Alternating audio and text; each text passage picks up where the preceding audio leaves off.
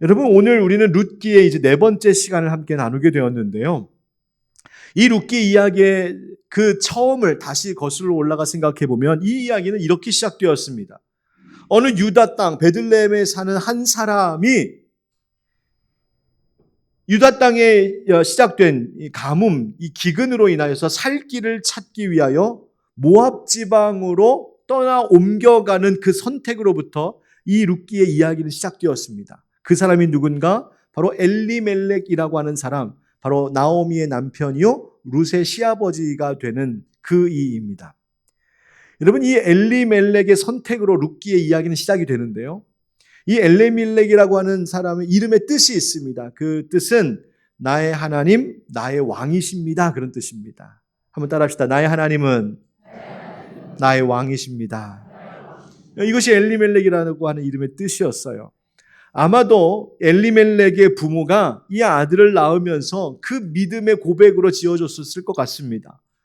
이 엘리멜렉이 평생을 사는 동안에 세상의 다른 것을 왕으로 여기지 않고 오직 하나님만을 왕으로 믿고 의지함으로 하나님의 백성이 되어 하나님의 돌보심 가운데 살아가는 인생 되기를 바라는 마음으로 이름 지어준 그 부모의 신앙 고백이 아마 엘리멜렉이었을 겁니다.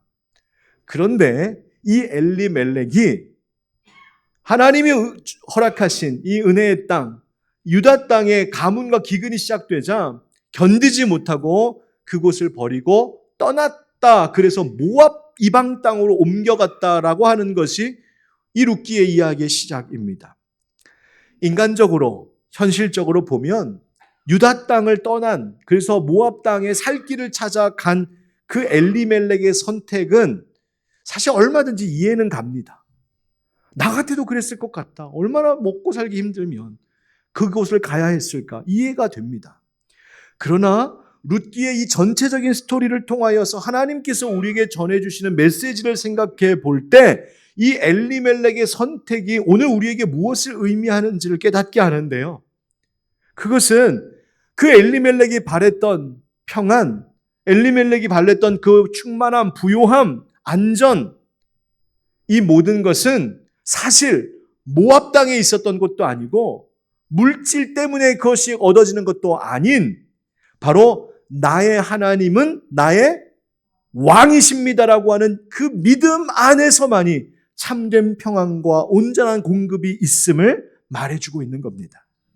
이 엘리멜렉이 하나님의 약속이 있는 유다 땅을 떠났다고 해서 그가 살 수 있었던 것이 아니라 오히려 모압 땅에서 더 큰 어려움을 겪었었는데 깨닫고 나오미와 룻이 다시 하나님의 은혜의 약속이 있는 유다 땅으로 돌아왔을 때에 보아스를 통하여서 하나님께서 예비해 두신 놀라운 은혜와 사랑을 다시 공급받을 수 있게 되었다. 큰 틀에서 보면 바로 그 이야기를 룻이 우리에게 해주려고 하는 것입니다. 여러분, 어떻게 하나님을 믿는 믿음, 왕이신 나의 하나님, 이것을 고백하는 믿음 안에 진정한 평안과 온전한 공급이 있는 것일까요? 그것은 가뭄과 기근과 같은 세상에 어떤 어려움이 있어도 이 세상이 아무리 변하고 흔들려도 변치 않는 한 가지가 있기 때문입니다. 그것이 바로 우리를 향하신 하나님의 사랑입니다. 그 하나님의 변치 않는 사랑, 하나님의 그 성실하신 그 은혜와 사랑을 말하는 단어가 오늘 설교의 제목에다 쓴 그 히브리어 단어 바로 헤세드라고 하는 단어입니다. 한번 따라하시죠. 헤세드. 오늘 본문인 룻기 2장에는 바로 이 하나님의 헤세드를 소망하는 사람들의 이야기입니다. 그래서 헤세드 공동체다 이렇게 말할 수 있습니다. 이 헤세드의 사랑이 도대체 어떤 것인지, 그리고 그 하나님 헤세드의 사랑이 우리에게 어떤 의미인지를 오늘 말씀을 통하여 함께 좀 나누려고 합니다. 한번 따라 하실까요? 하나님의 헤세드는 세심하고 넉넉합니다. 하나님의 헤세드는 세심하고 넉넉합니다. 룻이 자기와 또 자기 시어머니 나오미의 먹을 것을 구하기 위하여 밭에 떨어진 이삭 주우러 나가죠. 그때 우리가 지난주에 함께 나눴던 것처럼 마침 우연히 그가 갔던 땅이 바로 보아스의 밭이었고 마침 그때에 보아스가 일 나갔다가 들어와 룻을 발견하게 되었다고. 사람의 눈에는 우연처럼 보이지만 사실은 이 모든 것은 하나님의 계획, 하나님의 섭리였노라고 우리가 함께 그 말씀을 나눴습니다. 그래서 이제 보아스가 이 룻에게 마음껏 그 밭에서 이삭을 주워갈 수 있도록 크게 배려를 해주는데요. 그런데 그저 이삭 주어가 그것만도 고마운 일인데 놀랍도록 이 보아스가 룻을 계속 대하는 모습 속에는 넘치는 은혜와 사랑을 베풀고 있음을 보게 됩니다. 식사를 베푸는데요. 여러분 보십시오. 14절에 보면 식사할 때에라고 하는 말로 시작합니다. 여러분 그냥 밭에서 일할 수 있도록 해준 것만도 고마운 일인데 먹을 자리까지 불러 초청해 함께 먹게 합니다. 와서 같이 먹게 할 뿐만 아니라 보아스가 룻에게 그 떡 조각을 초에 찍어 먹어라 이렇게 가르쳐 주었다는 거예요. 저는 어렸을 때 이 말씀을 읽을 때 아니 떡을 식초에다 찍어 먹기 뭔 맛이야? 그랬었거든요. 근데 이게 뭘 말하는지 알겠더라고요. 이 떡은 사실 빵을 이야기하는 거죠. 우리 말로 번역할 때 떡이라고 이야기한 거 빵입니다. 옛날에는 빵을 초에 찍어 먹는 일 없었거든요. 근데 이제는 이탈리아 식당 가고 브런치 카페 가면은요, 빵 나오면 죄다 식초 줍니다. 식초에다가 올리브 오일 넣어갖고서 그거 찍어 먹는 거 여러분 이제는 익숙해지셨죠? 그런 문화를 이야기하는 거예요. 그러니까 어떻게 하면 더 맛있게 먹을 수 있는지를 세심하게 가르쳐줬다는 거예요. 뿐만 아니라 그가 볶은 곡식을 주었는데 룻이 배불리 먹고도 남을 정도로 넉넉하게 주었다는 이야기예요. 그 다음 15절 말씀 이어서 보겠습니다. 룻이 이삭을 주우러 일어날 때에 보아스가 자기 소년들에게 명령하여 이르되 그에게 곡식 단 사이에서 줍게 하고 책망하지 말며 또 그를 위하여 곡식 다발에서 조금씩 뽑아버려서 그에게 줍게 하고 꾸짖지 말라 하니라. 룻이 밭에서 저녁까지 줍고 그 주운 것을 떠니 보리가 한 에바쯤 되는지라. 아멘. 여러분 이게 얼마나 넉넉한 사랑이냐면 보아스가 룻에게 땅에 떨어진 이삭 주어만 가도록 한 것도 고마운 일인데 곡식 단 사이를 돌아다니면서 죄다 주워갈 수 있도록 했다는 거예요. 심지어 곡식단에서 떨어진 이삭을 주워갈 때 다른 일하는 종들이 눈총을 주지 않도록 그것을 미리 다 얘기해 두었다는 겁니다. 눈치 주지 마, 괴롭히지 마, 마음껏 주워갈 수 있도록 해. 그것도 감사한데 심지어 뭐라고 합니까?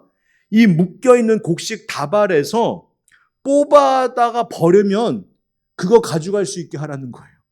아니 그냥 내가 모르고 실수해서 흘린 거 가져가는 거 오케이, 하나님 그렇게 말씀하셨으니까. 놓고 온 것 내가 까먹고 안 가져와서 놓고 온 것 가져가게 하는 것 그것도 오케이, 그 하나님 명령하셨으니까. 그런데 심지어 곡식단을 다 묶어놨는데 그거 들고 가고 있는 종들에게 야, 한 줌씩 그거 꺼내갖고 땅에 모른 척하고 좀 버려. 어떤 장면인지 아시겠죠? 지금 보아스의 마음이라고 하는 것이 이것이었어요. 넉넉하게 주고 싶은 그 마음. 그래서 그렇게까지 주운 것을 다 털고 나니까 보리가 한 에바쯤 되었답니다. 한 에바라고 하는 것이 정확하게 어느 정도의 양인지를 지금으로서는 알 수 없지만 학자들은 대략 추정하기를 20리터에서 한 30리터쯤 될 거다 그렇게 봅니다. 여러분 땅에서 주운 이삭만 모아서 20리터, 30리터? 여러분 이거는요 엄청나게 많이 주워간 거예요. 여러분 이것이 무엇을 말씀하고 있는지 아시겠죠? 하나님께서 이 보아스를 통하여서 룻에게 은혜를 베푸시는데 세심하게 가르쳐 주시며 베푸실 뿐만 아니라 넉넉하게 베푸셨다는 이야기예요. 바로 여기서 우리는 이 보아스의 모습을 통하여 하나님의 그 헤세드, 하나님의 신실하신 그 사랑이 어떤 사랑인지를 깨달을 수 있습니다. 단지 그냥 하나님께서 성품이 참 좋으셔, 우리 하나님은 친절하셔, 우리 하나님은 늘 그렇게 사랑이 많으셔, 그렇게 단순하고 개념적인 것이 아니라 이 헤세드의 사랑이란 구체적으로 주는 사랑이에요. 주고 또 주고 넘치도록 주는 사랑이에요. 주면서서 생색내는 사랑이 아니라 세심하게 그를 배려하면서 주는 사랑이에요. 차고 넘치도록 주는 사랑, 그것이 헤세드의 사랑이에요.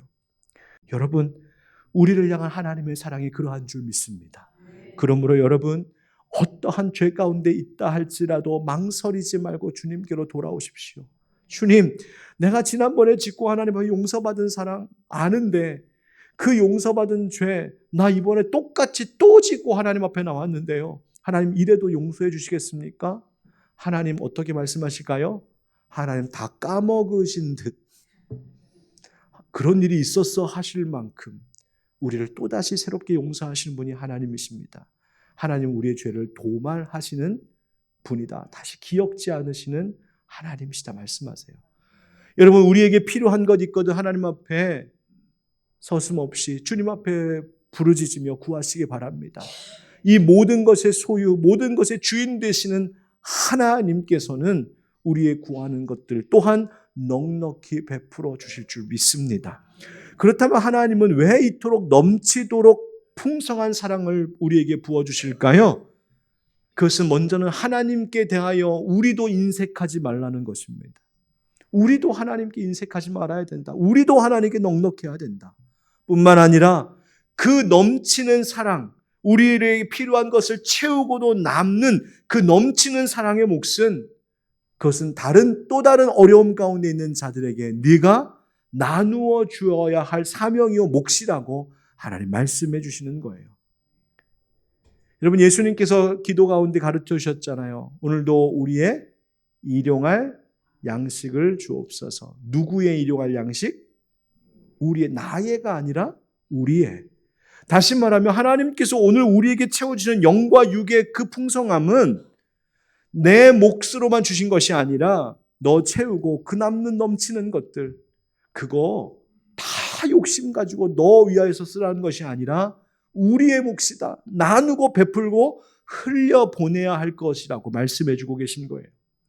여러분 정해진 대로 그저 기브 앤 테이크지 마치 거래하듯이 너 나한테 이만큼 줬으니까 나도 너한테 이만큼 딱 주면 되지 하고 그렇게 끝내버리는 것은 그것은 사랑이 아니라 거래입니다. 진짜 사랑은 내가 얼만큼 받았는지 상관없이 그저 그것이 감사해서 그것이 너무 좋고 기뻐서 넘치도록 상대에게 부어주고 베풀어주는 것. 여러분 그것이 사랑입니다. 그리고 그 넘치는 것은 결국 나에게 복으로 다시 돌아온다고 말씀하시는 것이 하나님 약속입니다. 여러분 그저 의무감 때문에 책임감 때문에 하는 사랑이 아니라 우리가 누군가에게 사랑을 베풀 때 특별히 하나님께 우리의 사랑을 고백할 때 넉넉함으로 그렇게 넘치도록 우리 또한 하나님처럼 베풀고 나누고 섬기는 우리 모두가 되기를 예수님의 이름으로 축원드립니다. 여러분 그런데요 나그네의 삶이라는 것이 왜 서러운지 아십니까? 만약 오늘 나그네가 오늘 먹을 것이 없었다가 오늘 먹을 것이 딱 생기면 너무 좋습니다. 그런데 그것으로 끝나지 않습니다. 나그네는 오늘 먹을 것 먹으면서도 걱정합니다. 무엇을? 내일은 어떡하지? 오늘 잠자리를 구해서 겨우 추위를 피하고 잠을 잘 수 있게 되었지만 그는 그 이불 덮고 그날 밤 잠들면서 또 걱정합니다. 내일은 어디 가서 이 몸을 누이지? 그것이 나그네가 겪는 어려움입니다.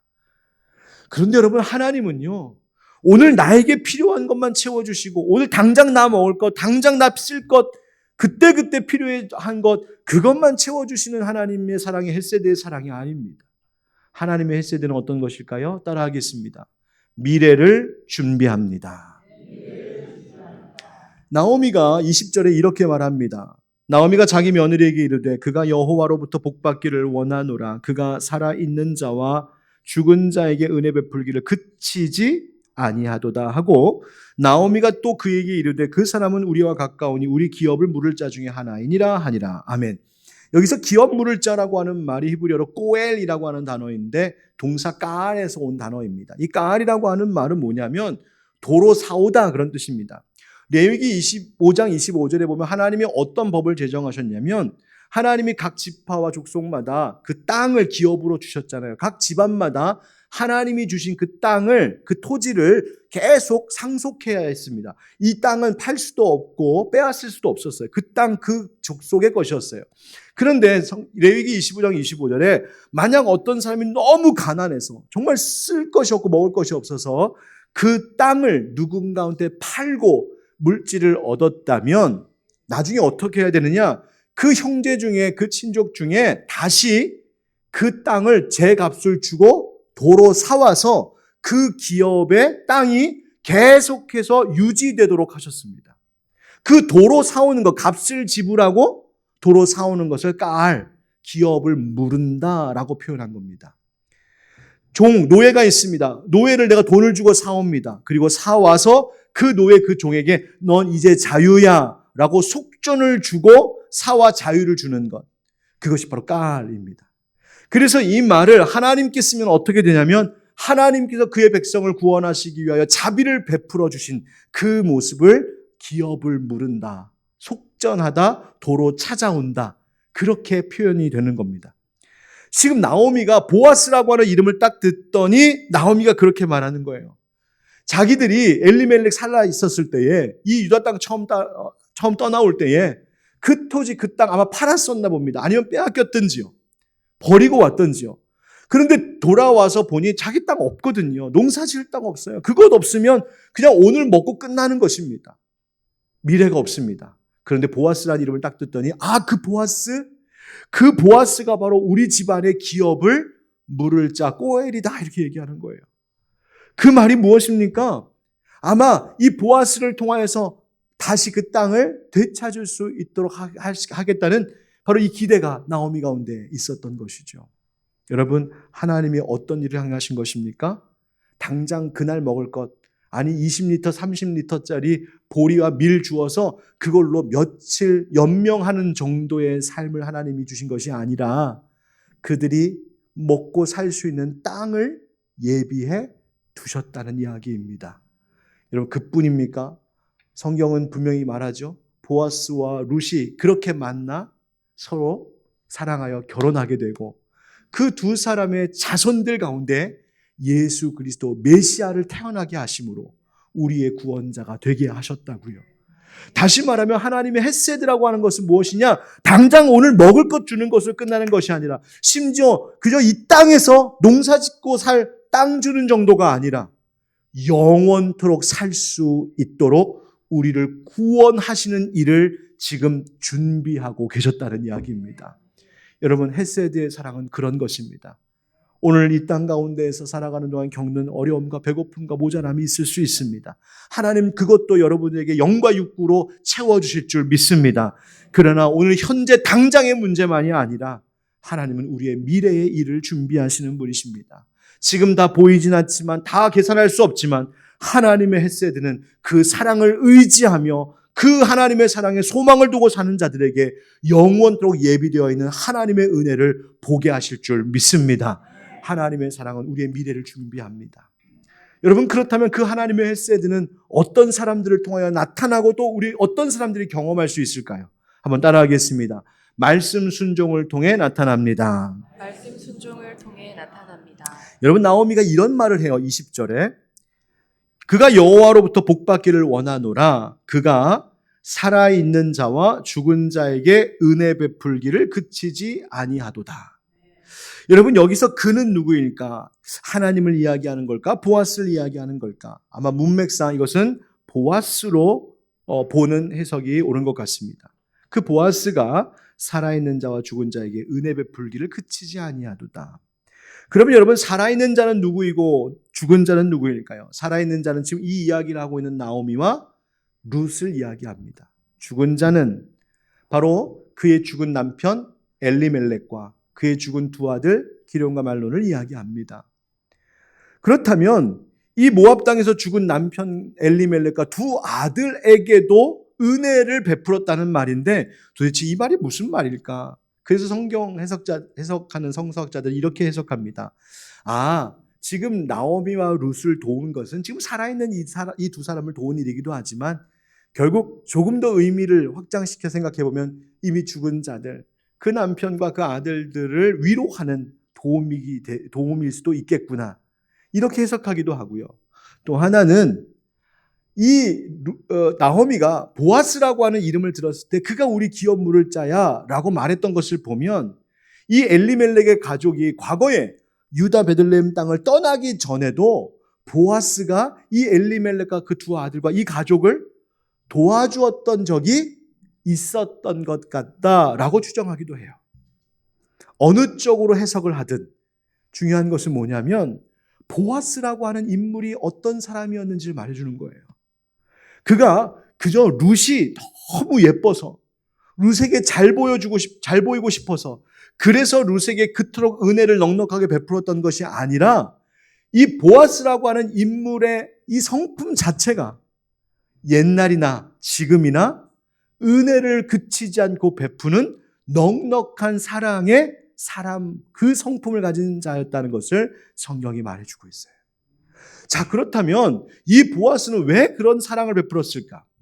여러분 신명기 24장 말씀에 보면 여러분 지난 시간에도 말씀드렸는데요. 밭에서 곡식을 베다가 한 묶음을 밭에 두고 오면 그거 가지러 가지 말라고 하셨죠. 왜? 그거 나그네와 고아와 과부 거라고요. 감람나무 털고 나서 그 가지에 그 감람 열매, 올리브 열매 몇 개 남은 거 그냥 놔두라고요. 그것도 나그네와 고아와 과부의 것이라고요. 포도원에 포도 떤 다음에도 그거 좀 놔두라고요. 왜? 그거 객과 고아와 과부 것이라고요. 하나님 아까운데요. 하나님 이거 우리가 가져가면 더 먹을 수 있는데요. 왜 이거 이렇게 하라고 하십니까? 이유가 있답니다. 22절 다 같이 읽어봅시다. 시작.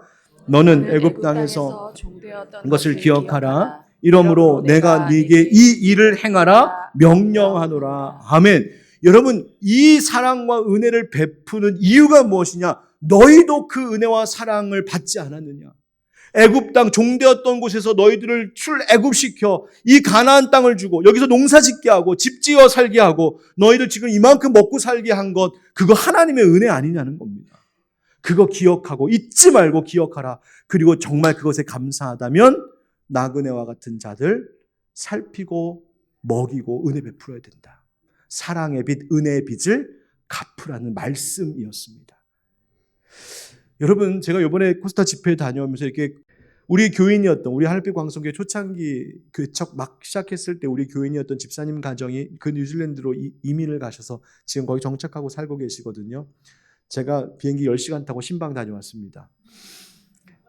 이제 갔는데 그 집사님이 잘 정착하셔서 목사님 고맙다고 집으로 꼭 오시라고 그래서 가서 식사 대접 받고 왔습니다. 마침 제가 갔던 집회하던 그 교회를 출석하고 계셔서 큰 도움을 받았어요. 그런데 식사하면서 그 남편 집사님이 저한테 이렇게 말씀하시는 거예요. 목사님 너무 감사하다고. 밥은 제가 얻어먹고 있는데 뭐가 감사하냐고. 아니에요 목사님. 목사님 저희 처음 한국 떠날 때 하늘빛 광성교회에서 마지막 인사할 때에 목사님 제 머리 위에 손을 올려 안수해 주시고 기도해 주셨던 거 저 기억하고 있어요. 그래서 이민 와서 너무나 힘든 8년의 세월도 있었지만 그때마다 목사님 기도해 주신 것 기억하면서 힘냈어요. 목사님 저 그래서 너무 감사해서 이렇게 대접하는 거예요. 제가 너무나 감사했습니다. 저 역시도 청년 때에 큰 사랑의 빚, 은혜의 빚을 지어서 그거 갚는 마음으로 그 해외에 있는 청년들 섬기고 오는 것인데 제가 빚 갚으러 갔다가 오히려 사랑의 빚을, 은혜의 빚을 더 지고 왔습니다. 여러분 그것이 바로 하나님께서 하나님의 헤세드를 흘려보내시는 방법인 것 같습니다. 서로에게 사랑의 빚을 지도록 하시고 그것을 갚게 하시는 것. 여러분 하나님께서 사랑으로 명령하신 그 말씀대로 순종하며 살아갈 때 사랑하라고 은혜 기억하며 살라고 하시는 그 말씀 기억하고 순종하며 살아갈 때 자연히 우리의 삶 가운데에 하나님의 헤세드가 나타날 줄 믿습니다. 우리가 2025년도를 준비하며 하나님 앞에 기도했습니다. 하나님 어떤 10년 어떤 한 해를 준비해야 될까요? 어떤 비전을 가져야 할까요?